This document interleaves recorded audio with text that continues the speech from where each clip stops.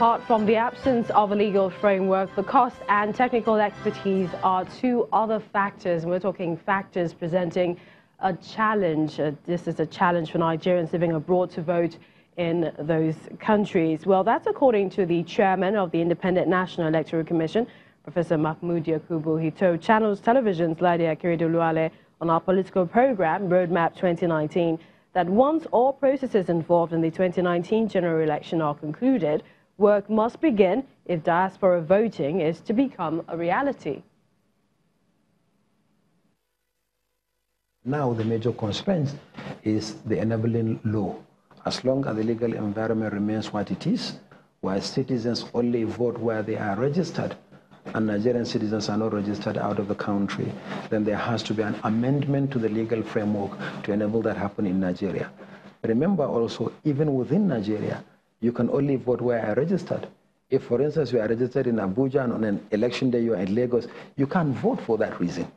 Or even if you are registered in a part of Abuja, say in Kwali Area Council, for instance, and you happen to be in Buhari, you can't vote. You have to go to the place where you are registered, even though the law provides for a mechanism of transferring your registration in order to vote. So I've been asked this question many times about diaspora voting. I said anybody who thinks that the Commission should think in that direction is actually preaching to the converted. We believe that that should be done, but election is about laws. And for as long as the laws remain what they are, we cannot conduct diaspora voting. But it's just a matter of time. I'm absolutely sure that the law will be amended to allow Nigerians living outside the country to vote, and they deserve to vote in our elections. But now they have to come to the country to vote in country. But it should be made easy for them to vote where they reside outside the country. And also citizens who are living in other parts of the country other than where they are registered to also be able to vote. And also election duty personnel, military personnel, don't vote on election day because they serve in places other than where they are registered. So there should be that flexibility to allow even citizens within the country that don't vote for the reason I've mentioned to be able to vote. But I believe it is a matter of time, and I also believe that for us in the Commission, we are convinced that that is the way to go. For the full interview, do watch Roadmap 2019 tomorrow, Monday, March the 18th, 2019, only on Channels Television.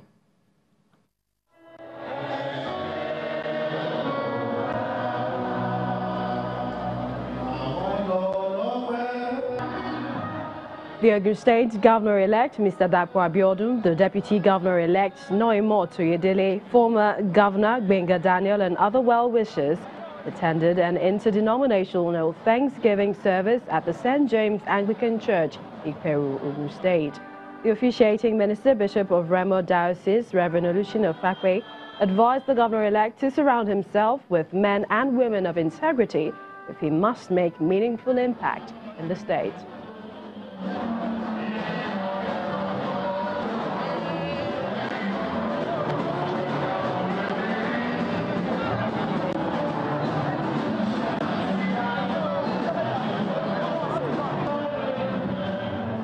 There is a reason at this time for giving you the opportunity to serve the people of Ogun State. We may not know what lies ahead, but God does. He knows what lies ahead. And I believe He has strategically positioned you and those who He will choose to connect to you to make His glory shine through your life. And these are called destiny helpers, and God will raise them for you. You may be highly loaded with ideas, full of great potentials, but until you affect Ogun State positively through the works you will begin to do from May 29, 2019, your value cannot be determined. The Anglican Primate and Bishop of Abuja Diocese, Most Reverend Nicholas Oko, is calling on Nigerians to pray fervently for the peace and development of Nigeria as a nation. Speaking in Abuja on the occasion of the annual prayer of the Anglican Communion, Bishop Oko appeals to the nation's leaders the sacrifice for growth and development of Nigeria and her people. He stressed the need for all Nigerians to eschew evil by obeying the commandments of God for the overall good of the country.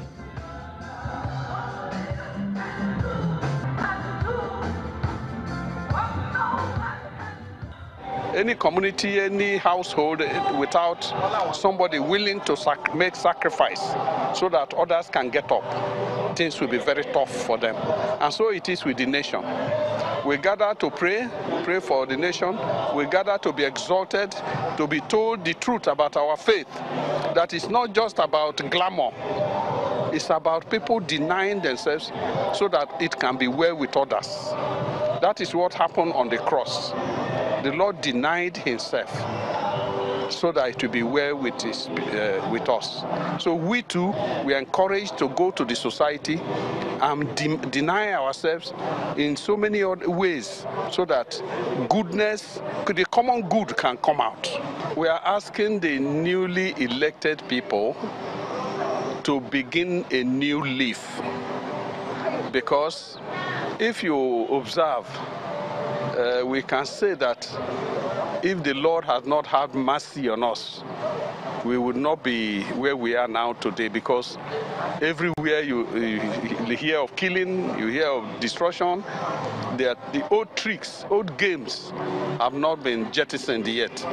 That people can still carry ballot boxes and try to run away. People can kill others. You see, watch what happened in Lagos. They use stick, kill people, and so on and so forth. You know, we have lost humanity.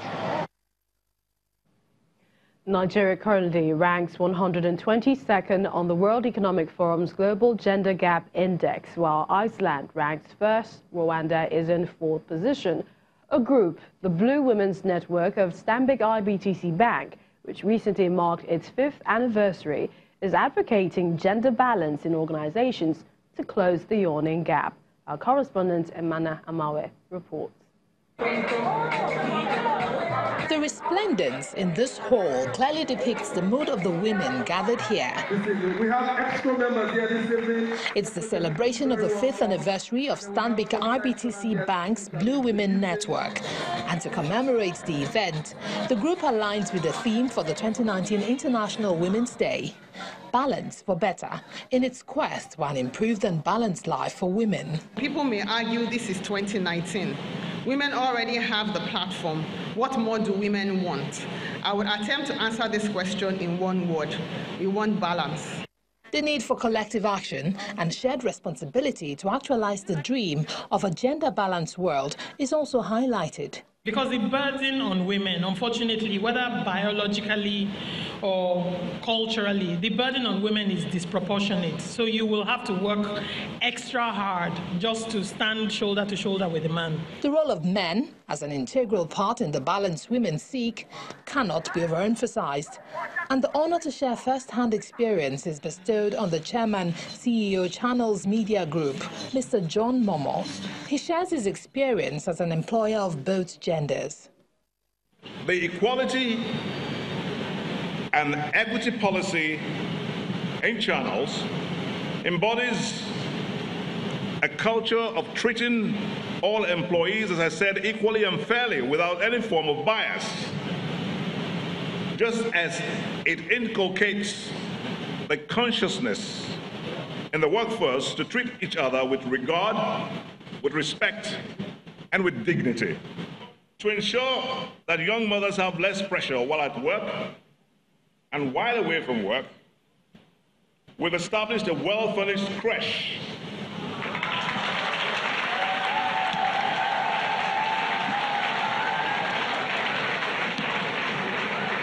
with well-trained nurses and nannies and attendants.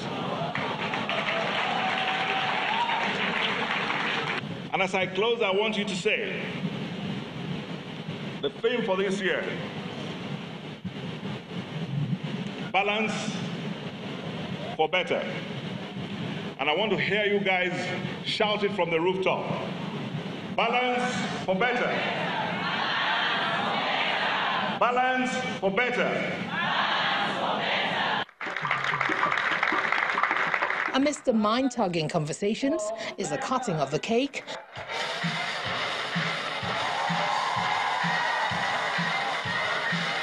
and, of course, the high point of the event, the presentation of the 5th Blue Women Network magazine. The eventful night comes to a close on a thankful note. I want to especially thank the Blue Women Network for all that you do at work. We're grateful for all your contributions, and thank you for helping us find balance in what we do at Stanbic IBTC. Beyond the hashtags and shattering the glass ceiling, collaboration is the key word for this year's theme of the International Women's Day, Balance for Better. And though it's been 5 years down the road, the Blue Women Network expects that beyond the social, economic and political space, we'll all stick our hands out, bridge the gender gap and create a balance for a better working world. Emana Amawe, Channels Television News. Balance for better. Let's take you now to Bayelsa State. A tragic story as 4 children have lost their lives due to inhaling the poisonous carbon monoxide fume expelled from a generating set that powered their house at Agoro 2 community in Ekeremo local government area of the state. The bodies of the 4 children who had just finished writing their second-term examinations was discovered on Saturday. The grief-stricken father of the children explained how the incident happened.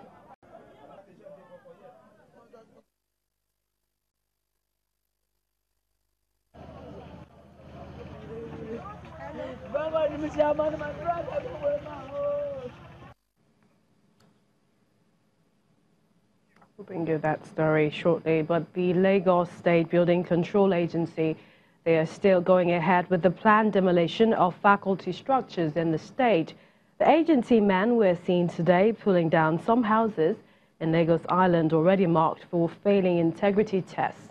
Earlier in the week, Governor Kumi Ambode indicated that about 80 houses will be pulled down following the collapse of a 3-story building in Itafaji, Lagos State.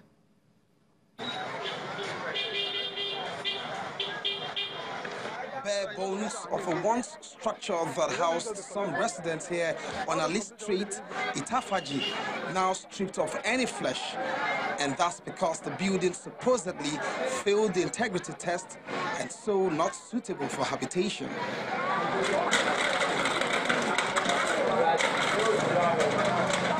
Days after the tragic that hit this area, government is going ahead with its planned demolition of unsafe buildings, perhaps to forestall unnecessary loss of lives.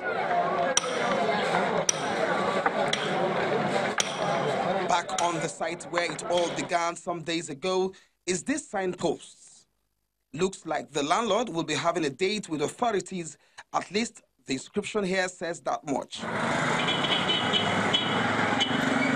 The 80 houses earmarked for demolition are not all located around the Itafaji area.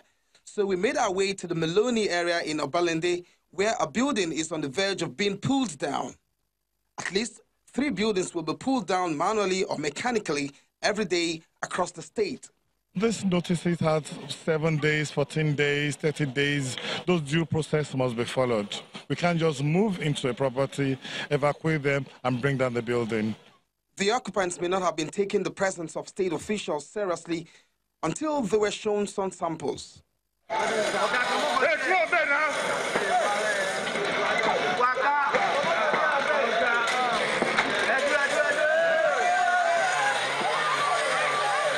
closer look at the markings on the wall. Yes, it's been marked for demolition since 2017. It may be very painful and quite sympathetic to see these people having to move out of the place they've known to be their homes, but it's overall safer for them to leave. Howbeit, because this building has failed integrity tests as conducted by the Lagos State government. Incidentally, also, this is one of the 80 houses scattered around Lagos that would be going down. And just when you also thought that The houses that will be pulled down are the houses around the collapsed building around the Tapajino. This is some 3 kilometers away from where the collapsed building is. We are on Beckley Street, very close to Maloney, and this house, in a matter of days, will go down completely so that lives eventually can be saved. From the Beckley area in Lagos, Olu Phillips, Channels Television News. Still ahead on the news at 10, it's a dramatic start to the 2019 season as Mercedes driver Valtteri Bottas overtakes Lewis Hamilton for first position at the start of the Australian Grand Prix. Please stay with us.